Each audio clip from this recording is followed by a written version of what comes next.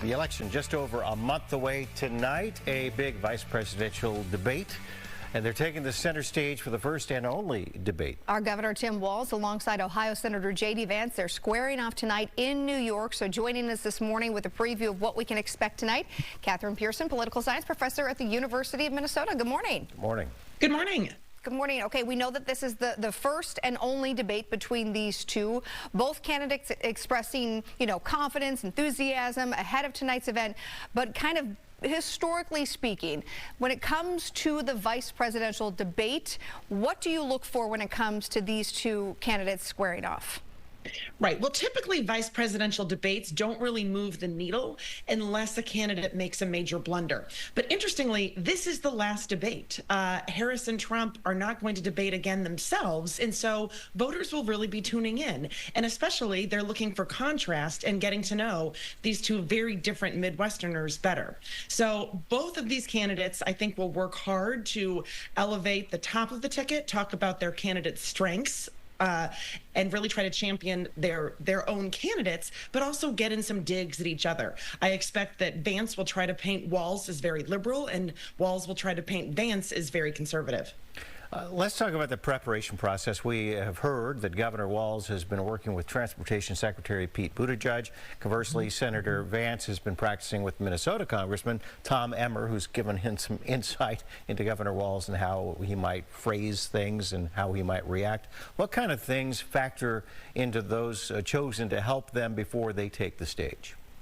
Well, certainly, Representative Emmer knows Governor Walz well, and so that's a real advantage for the Vance team, as Emmer can sort of emulate some of his mannerisms, Walz's debate style, and also Emmer knows Walz's record very well, so he can point to things that Vance might bring up during the debate to criticize Walz. And then on the other hand, Buttigieg, will obviously play that role for Walz with Vance, although he knows him less well. Sure. You mentioned sometimes historically this has been a situation of who might mess up, who might, make that thing that the cringe moment or something, and that might impact it. We have talked a lot about, the idea of the vice presidential candidate is do no harm. How much do you think this will really make a difference, if any difference at all, come November? Well, I think unless there's a major bombshell coming out of this debate, a major blunder, I don't think it'll make a huge difference. But this race is a toss-up. There are 7 swing states. They are all within the margin of error. So even as vice presidential debates typically are not that important, even, 1,000 votes in any of these swing states could make a difference, and some voters really may be tuning in just now to this race. And so what the candidates say about themselves, their priorities, and especially about the top of the ticket could matter tonight. We know, unlike the presidential debate, the mics will be left open this evening. How will that change things for these two? And is there concern if you interrupt the other candidate that may look bad for that candidate? Yeah, I think that's a great question, and that's something I'll be watching for. In interviews, we've seen Vance take on a combative style, so it will be interesting to see if he projects that tonight in the debate and takes advantage of those continued microphone moments.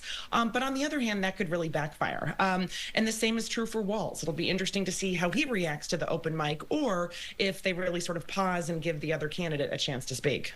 A lot to look at, a lot to watch for, and a lot to talk about tomorrow morning as well.